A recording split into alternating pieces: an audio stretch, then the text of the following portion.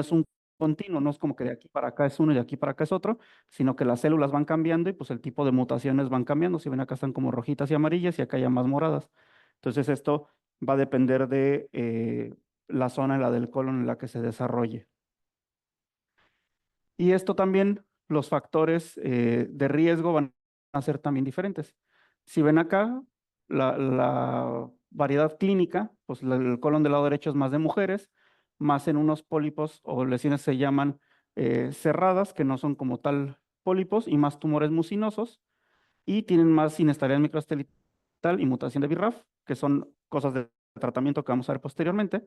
Hicimos por acá, en el colon posterior, que es de la flexura esplénica en adelante, o sea, el colon descendente, vemos que es más en hombres, tenemos más alteraciones en otras vías de crecimiento, generalmente son de mejor pronóstico porque los síntomas que causan generalmente son síntomas de obstrucción, el colon derecho da más síntomas de sangrado oculto, entonces generalmente tenemos enfermedades más avanzadas en el colon del lado derecho, y esto abarca también recto y colon sigmoides, entonces generalmente acá, pues entre sangrado con las heces y obstrucción, pues nos damos cuenta más temprano de estas enfermedades.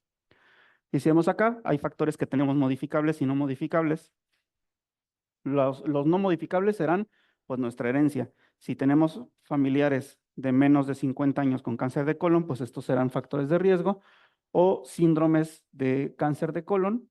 Por ejemplo, una cosa que se llama síndrome de Lynch, que tienen cáncer de colon, cáncer de endometrio, cáncer de ovario endometrioide, cáncer de estómago, que son como cánceres todos estos asociados a la misma inestabilidad microsatelital, o antecedentes, por ejemplo, familiares como de poliposis adenomatosa familiar, que tiene una penetrancia como el 90%. Entonces, si lo tienes, 90% de probabilidad tienes de que te dé cáncer de colon. En el Lynch andamos como en el veintitantos por ciento. Y si vemos acá otros factores, vamos a tener la etnia, ser hombre, tener otras enfermedades y la enfermedad inflamatoria, que esto aumenta el riesgo como 2 o 3 veces de desarrollar cáncer de colon. Y lo tenemos los que sí son modificables, ¿no? Fumar, comer carnes ultraprocesadas, se ha visto que es un factor de riesgo, la carne procesada y la carne ahumada, la carne asada, en general que comemos mucho por acá, es un factor de riesgo importante. La toma de alcohol, el no comer fibra, esto también es un factor de riesgo muy importante para el desarrollo de la enfermedad, y tener, pues, obesidad. El de la fibra se ha demostrado que la fibra pues, funciona a forma de prebiótico para alimentar las bacterias, que ahí hay un desbalance entre el butirato intraintestinal, intraluminal, que es el que genera, pues hay un desbalance de estas bacterias que hace que se genere inflamación y esta inflamación al final genera el desarrollo de cáncer de colon. Y los que sí vamos a poder modificar, pues tener actividad física, comer granos enteros, comer más dieta en la fibra, productos lácteos, comer nueces y pues vemos vitaminas y suplementos. E incluso si ven por acá, hay otros factores, el uso de antiinflamatorios no esteroideos, sobre todo como aspirina o inhibidores de COX, pueden tener como un ligero factor protector al desarrollo de cáncer de colon. Entonces vamos a tener una perspectiva en general de cuál es la etapificación. Entonces, etapa 1 está en la mucosa, etapa 2 atraviesa la muscular, etapa 3 tiene ganglios linfáticos, si ven aquí estos negritos, no cafés, tiene ganglios linfáticos con tumor, locorregionales, y etapa 4 significa que pues, se fue a hígado, se fue a pulmón, se fue a otra zona, o ganglios no regionales, ¿no? Regionales me refiero a si está en el recto, pues los perirrectales, pero si ya tiene unos en retroperitoneo, pues ya no son de la misma región, se considera una enfermedad avanzada. ¿Y esto para qué nos sirve? Pues porque el saber la etapa nos va a hacer que sepamos pues cuál es la supervivencia de estos pacientes. Entonces vemos que en etapas muy tempranas, etapa 1, la supervivencia llega casi al 100%. Vemos acá en etapa 2 empieza a bajar, en etapa 3 andará como en el 60%, y etapa 4, la supervivencia 5 años, y vemos aquí, generalmente no llega ni al 10%.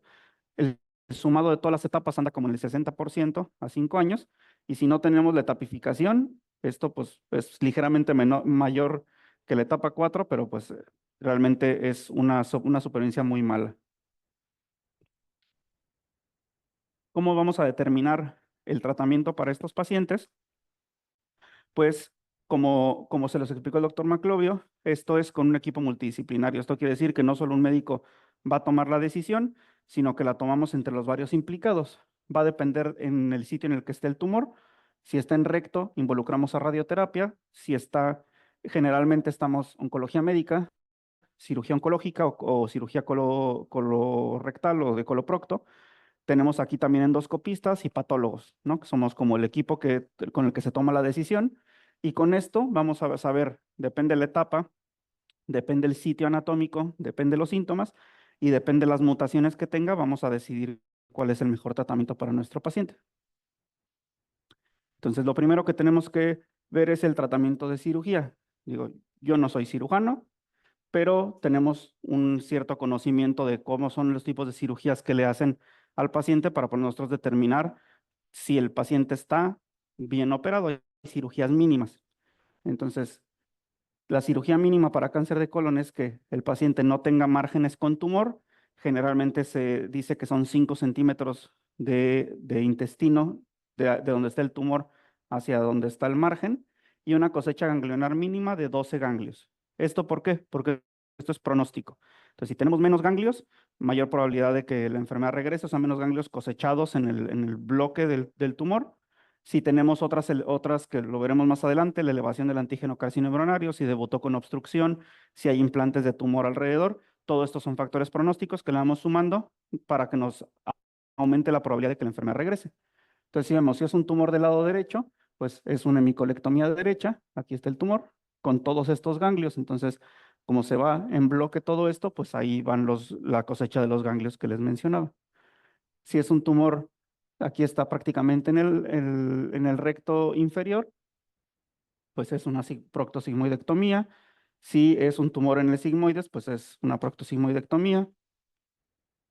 Acá está a esta altura, entonces una sigmoidectomía, una colectomía izquierda y aquí una sigmoidectomía. Entonces, el tratamiento quirúrgico va a depender sobre todo de la localización del tumor y de si este está causando síntomas. Entonces, si es un tumor que está muy voluminoso, muy avanzado, infiltra otras estructuras, sí se puede operar, pero generalmente se opera haciendo una colostomía para liberar el intestino y pueda defecar el paciente, pero el tratamiento será con intención paliativa. Entonces, estas decisiones las tomamos justo en el equipo multidisciplinario de cuál será la mejor intervención para el paciente. Y esto es como pues un pequeño resumen de los tipos de cirugías de acuerdo a donde esté el tumor. Y ya que sabemos cuál es la etapa del tumor, ahora tenemos que saber si este tumor presenta o no mutaciones. Esto va a ser cierto solo para la enfermedad avanzada, o sea, la etapa 4 de inicio o tumores que se habían llevado a cirugía, les habíamos dado tratamiento con intención curativa y la enfermedad regresa. Entonces, a estos tumores se les tendrá que tomar una nueva biopsia a estos pacientes para determinar al menos dos, eh, dos mutaciones. Una que es el estado de GFR, que es esta proteína, que es una proteína celular que tiene prácticamente todas las células epiteliales, que puede o no tener una mutación. Entonces, si hay una mutación en esta zona de KRAS y BRAF, que son dos proteínas que están como abajo en la cascada de señalización, si están mutadas, pues no les podemos dar este medicamento, porque si lo bloqueamos arriba, pero acá está activa la vía, pues de nada nos serviría, ¿no? Entonces, si es el estado de mutación de estas dos proteínas, y el otro, que es el estado de, bueno, el KRAS NRAS, otro que es el estado de BRAF, que aquí no está, que son como las dos cosas que tenemos que buscar, y el otro es la inestabilidad microsatelital, que estas son mutaciones propias en los genes de la persona o en los genes del tumor que la hacen más susceptible a tener múltiples mutaciones y esto generar un tumor. Entonces, estos pacientes tienen mayor susceptibilidad a cáncer de colon, de recto, de endometrio, de ovario endometrioide, que son los que le decimos o síndrome de Lynch o que tienen estabilidad microsatelital. Entonces, estos son como una gráfica continua de todos los medicamentos autorizados hasta el momento para el tratamiento del cáncer de colon. Si vemos, pues tenemos un montón de estrategias, casi todas son para enfermedad avanzada. Y ahora sí, ¿cuál es la etapa 2? Pues son pacientes que tienen tumores que atraviesan la membrana basal, que pueden infiltrar hasta la serosa, pero que no hay ganglios linfáticos con tumor. Entonces, esa es la etapa 2. ¿Cómo decidimos el tratamiento? Pues de acuerdo a los factores de riesgo, que serán ganglios, invasión vascular, el grado y si tiene antígeno carcinoembrionario mayor de 5. Entonces, ustedes para su consulta realmente no necesitan estar pidiendo el antígeno carcinoembrionario para sospecha de cáncer de colon. Esto solamente que ya se tenga diagnóstico nos da como un factor pronóstico, ¿no? Mientras más elevado, mayor riesgo de recurrencia. Y con esto, pues determinamos si, qué tratamiento le daremos. Si ven acá, también si son tumores grandes o si tenemos menos de 12 ganglios cosechados en la cirugía, pues esto ya por eso tendríamos que darle quimio. Y el tratamiento, pues va de entre 3 y 6 meses de tratamiento con quimioterapia. También para la etapa 3 es algo parecido. Aquí los dividimos entre alto y bajo riesgo y también el tratamiento va entre 3 y 6 meses de tratamiento con quimioterapia con 2 medicamentos, con oxaliplatino y 5-FU o capecitabina. Entonces, estos medicamentos en total 6 meses y con esto disminuimos el riesgo de que la enfermedad regrese entre 20 y 25%. Entonces, realmente nunca regresa a cero. Una vez que diagnosticamos la enfermedad siempre tiene riesgo de regresar. Estos son medicamentos para enfermedad avanzada. Esto no lo vamos a ver. Como les mencionaba, cada vez tenemos pues, más arsenal de medicamentos, sobre todo para enfermedad avanzada, y esto es oncología de precisión en cáncer de colon. Esto de la misma forma son para enfermedad avanzada.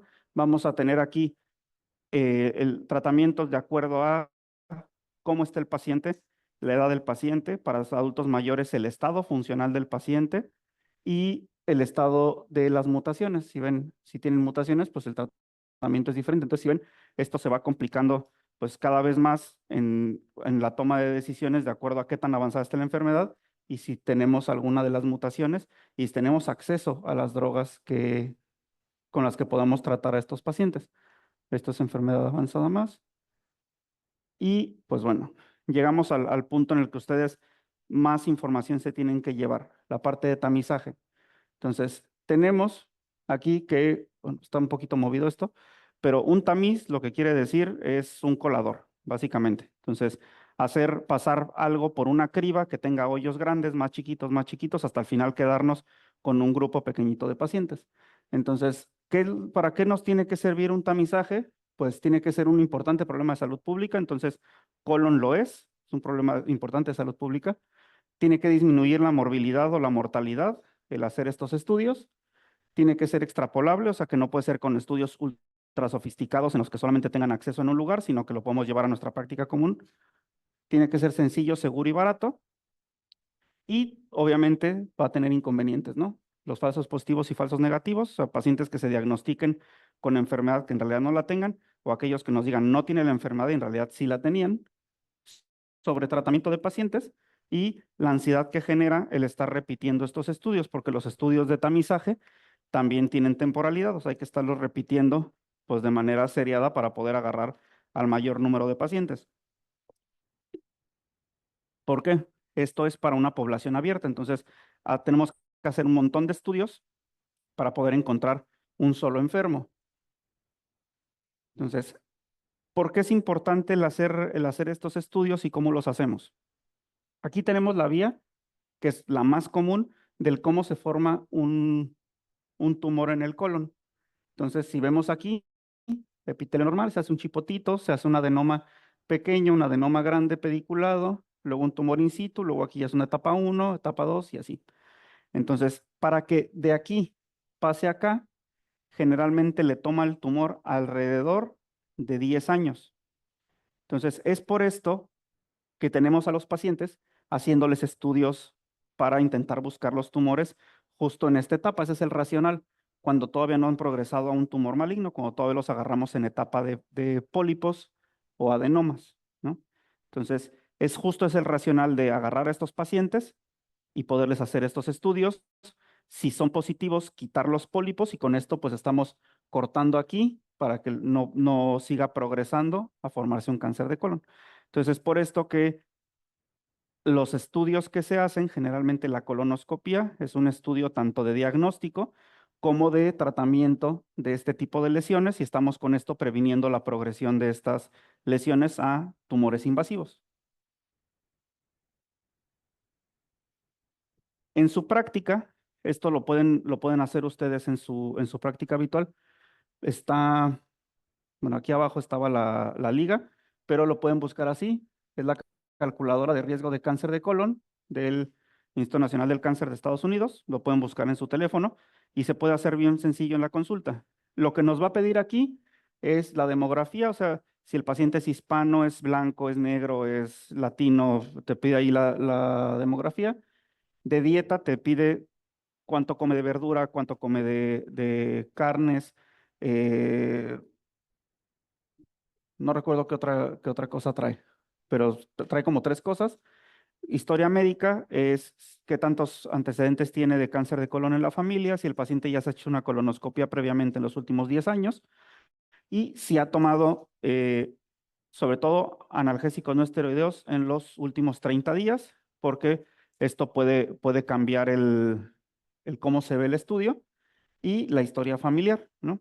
Si tiene más de dos familiares con cáncer de colon o cáncer de colon antes de los 50 años, pues esto también lo toma en cuenta y con esto nos da el riesgo estimado de alguien para desarrollar cáncer de colon en los siguientes 5 años. Entonces, si ven aquí, el riesgo absoluto para la población normal es de 0,4% a 5 años. Para este paciente modelo, la verdad es que no me acuerdo exactamente cuáles son las cosas que puse, pero para este paciente modelo es de 0,5%. Pero la probabilidad en la vida, si ven aquí, es de 4,6, cuando el límite es 4. Entonces, todo aquel paciente que tenga más de 4% de probabilidad en la vida de desarrollar cáncer de colon, tendría que hacerse algún estudio de screening. Estos son los que más impacto tendríamos. En realidad, el screening para cáncer de colon es para todos. Todo aquel paciente, aquella persona mayor de 50 años tendría que hacerse un estudio. Ahora las recomendaciones de la Sociedad Americana de Gastro, de la Sociedad Americana de Onco, de la Sociedad de Medicina Familiar, están bajando esta edad a 45 años, por lo que les comentaba al inicio. Cada vez tenemos más diagnóstico de pacientes cada vez más jóvenes. Esto es para población estándar. Población estándar significa la población en general sin factores de riesgo importantes. Factores de riesgo como antecedentes de cáncer de colon en familiares de primer grado. Pues cuando esto existe, siempre tenemos que empezar a hacer los tamizajes 10 años antes del cáncer de colon más joven. Entonces tenemos cáncer de colon en los 40 años en la familia, pues a los familiares se los haremos a los 30, ahí empezaremos el screening. Si es a los 25, no más allá de los 17 años.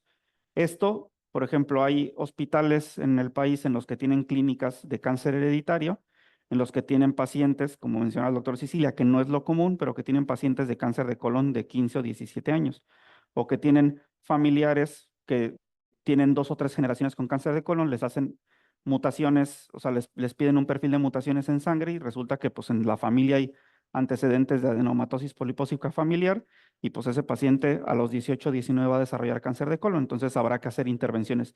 Ese es un grupo pequeñito, es menos del 10% de los pacientes.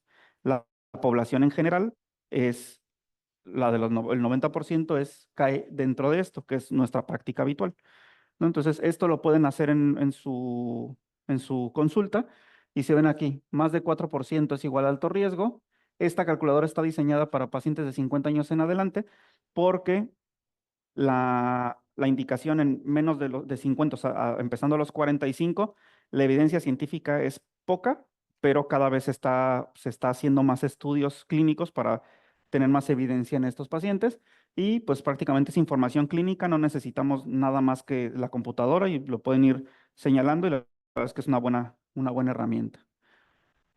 Tenemos dos formas, bueno, si lo buscamos tenemos más, pero generalmente tenemos dos formas de hacer el tamizaje en cáncer de colon.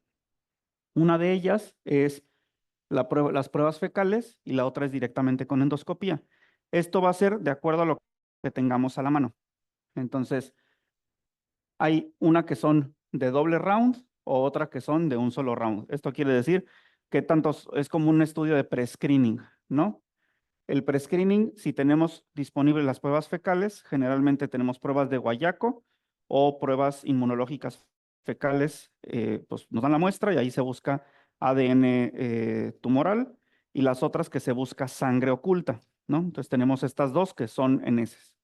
Si la prueba sale negativa, pues la estaremos repitiendo de manera anual, ¿no? Entonces la indicación es hacer estas pruebas de manera anual durante prácticamente toda la vida. Ahorita vamos a ver en adultos mayores cuáles son las recomendaciones. Si la prueba sale positiva, forzosamente tiene que ir a colonoscopía. ¿Por qué? Estamos buscando pacientes que tengan adenomas, que estén sangrando, que propiamente no sean cáncer de colon y poder retirarlos, y pues este paciente ahorrarle que desarrolle cáncer de colon en el futuro. En cambio, si optamos por directo endoscopía, pues si se detectan pólipos, se retirarán y este paciente para población estándar, si vemos aquí, si es de bajo riesgo, volver a hacer estudio entre 5 y 10 años, si es de alto riesgo, hacer estudio entre 3 y 5 años y si salió que era cáncer, pues a tratamiento, ¿no? Entonces, ¿qué es lo que va a determinar si es de alto riesgo o no? Justo lo que les mencionaba, los antecedentes familiares. Entonces, si alguien no es de alto riesgo, es alguien que sale de bajo riesgo, con hacer una colonoscopia a los 50, una a los 60 y una a los 70, con eso tenemos suficiente para tener como un diagnóstico temprano de ese paciente y ver si tiene pólipos. Si tiene pólipos, se convierte en un paciente de alto riesgo y tendríamos que hacerle los estudios para retirar estos pólipos entre el año 3 y el año 5. Entonces, son para pacientes que en su endoscopia no hubo nada. Entonces, si ustedes tenemos las dos opciones, que es hacer la prueba fecal anual o una colonoscopia a entre 45 y 50 años. Y acá tenemos, no hubo sangre en esta primera, al año la repetimos, si no vuelve a haber sangre, hacer rescreening cada 1 a 2 años, si hay sangre, colonoscopia y exactamente lo mismo. Por eso les decía que la prueba fecal le decimos que haces un pre-screening, ¿no? Es lo que tenemos más a la mano, es lo más barato, entonces es generalmente lo que se usa, pero para su práctica, si tienen pacientes que puedan acceder a tener una colonoscopia, pues una sola colonoscopia es un mejor estudio y te ahorras el estar cada año, el estarte haciendo pues la prueba fecal, ¿no? Entonces, beneficios, pues vamos a mejorar el pronóstico de estos pacientes, vamos a agarrar lesiones premalignas o lesiones precursoras como los adenomas. Y lo malo es que pues, los pacientes, pues la incomodidad del estudio, el que puedan tener diagnósticos que pues no, y también el riesgo de hemorragia y de perforación. Entonces, aquí tenemos la incidencia y la mortalidad, si ven aquí, para más de 4%. Entonces, si no hay screening, hay 40 casos de cáncer. Si se hace screening con prueba fecal, cada año, pues agarramos más o menos igual 40 casos. Si se hace de manera anual, o sea, cada 2 años. Si es de manera anual, como 32 casos por año. Si hacemos sigmoidoscopía, que la verdad es que casi no se recomienda más la colonoscopía, pues agarramos 27 casos por año y pues hacemos que haya o sea, 13 casos menos de cáncer que si no hiciéramos nada. Entonces aquí pues estamos salvando a estos 13 pacientes que por cada 1000. Y si vemos acá, esto es para diagnóstico. Y para muerte, pues son 7 por cada 1000. Entonces es un estudio que realmente sí tiene un impacto en la mortalidad para pacientes de alto riesgo, en disminuir la mortalidad si hacemos contra no hacer el estudio. Aquí están las recomendaciones en general. Si vemos, empezar a los 45 años en realidad tiene una evidencia pobre, pero empezar a los 50, la evidencia ya es un poco más fuerte. Y aquí está. Si tienes más de un familiar de alto riesgo, pues a los 40 años, pero la evidencia también pues es evidencia baja porque no hay tanta población con factores de riesgo tan importantes para investigar. Entonces, está la recomendación, pero la evidencia es un poquito más baja. Entonces, si vemos aquí, empezar a los 50 años es como la mayor evidencia. Parar a los 75, esto está individualizado. Ahorita lo vamos a ver en las siguientes diapositivas. Y si ven colonoscopia o FIT, cualquiera de la que tengan a la mano, FIT es la prueba fecal, es una buena opción. Y para pacientes ancianos, pacientes más allá de los 75 años que tenemos de información. Entonces, esto también lo pueden hacer en su consulta. Hay calculadoras de pronóstico de cuánto va a vivir el paciente que tengo enfrente, ¿no? Sobre todo para pacientes adultos mayores. Entonces, si es un paciente que tiene muchas comorbilidades y está en sus 75 años, pues la probabilidad de que esté vivo de aquí a 5 años, pues prácticamente es nula. Entonces, este paciente no se beneficia de hacerle más screenings, ¿no? O sea, estamos haciendo sobre screeneando a estos pacientes. No necesita mastografías, colonoscopías, no necesita Papá Nicolau, no, porque la probabilidad de que esté vivo a 5 años no existe. Pero si es un paciente que tiene 75, maneja solo su empresa, anda manejando, porque ya tenemos adultos mayores así, que son adultos mayores funcionales. Entonces, estos pacientes, si ven aquí, le hacemos pruebas y si tiene una expectativa de vida de más de 10 años, sí, y que las comorbilidades no sean comorbilidades competitivas, o sea, no se ha infartado, no tiene diabetes súper descontrolada, no tiene insuficiencia renal, no tiene falla hepática, pues vamos a seguirle con los screenings de acuerdo a las guías habituales, aunque tenga más de 75 años.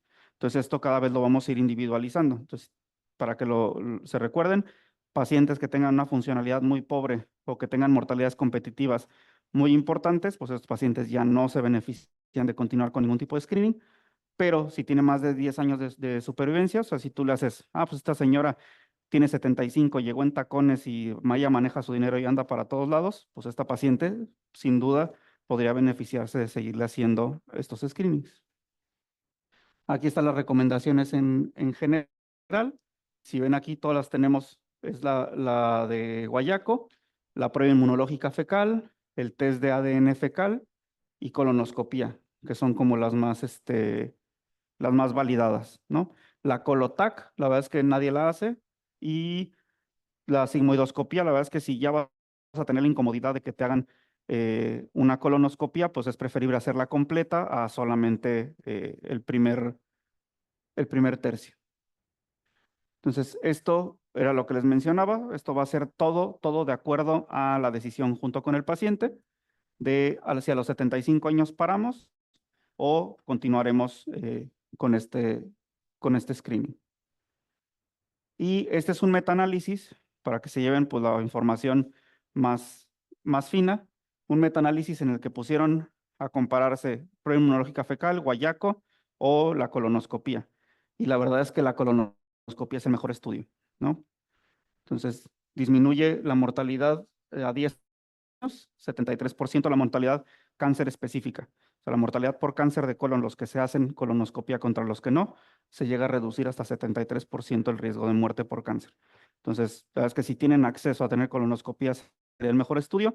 Si tenemos que hacer por nuestra práctica, no tenemos el acceso a colonoscopia, la prueba inmunológica fecal o la prueba del guayaco es suficiente para agarrar, hacer un pre-screening de estos pacientes y a los que se resulte positiva tendrían que ir a colonoscopia, ¿vale? Y pues por mi